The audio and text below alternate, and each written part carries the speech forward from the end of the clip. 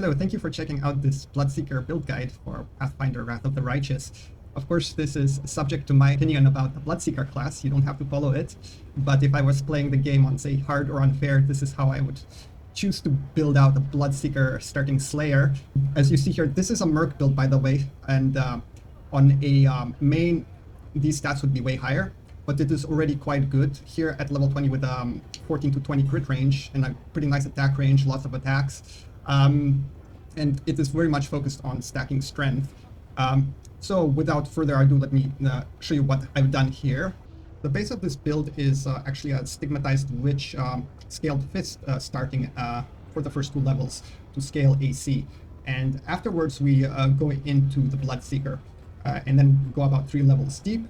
At level 5, I would say, yeah, around level 5, we go ahead and pick up, we get to Arcana 5. And once you're at 5, you are 3 Slayer, 1 Monk, and 1 Stigmatized Witch. At this point, for the next 4 levels, here you're gonna go 4 levels of Dragon Disciple to up your strength and progress some of the Witch levels for your Arcane casting. At that point, you are here at level 10. And then you can take 2 levels of Arcane Trickster here, but you can delay them and go 3 levels of Slayer here. For the final 6 levels of Slayer, and then you'll be here at level 13.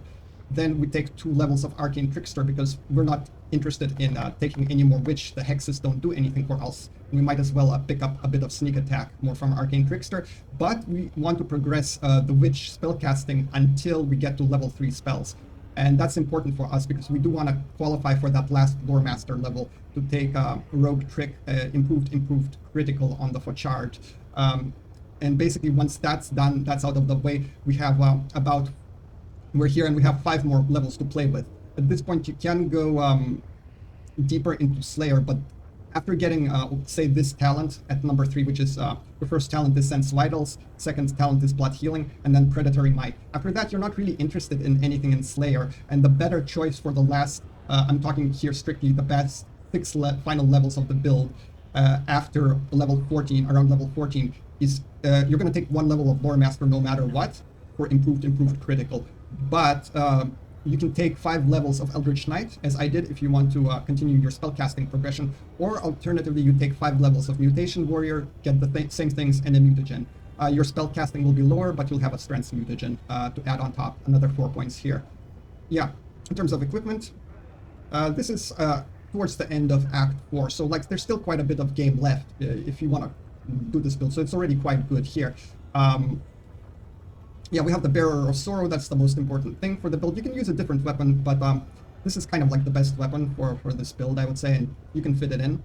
Other than that, just some Monk dodge equipment and stuff to boost your Charisma, because that is your secondary stat for scaling some armor class.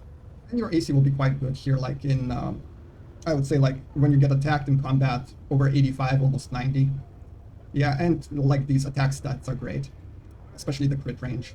So yeah, I'm gonna leave a detailed breakdown of this build in the description, but as I said, the main engine for it is Stigmatized Witch 1 for Dragon Disciple, and then a bit of AC scaling from Monk, from the Scaled Fist Monk, and the rest of the stuff goes to a split between Slayer and either like Mutation Warrior or Eldritch Knight.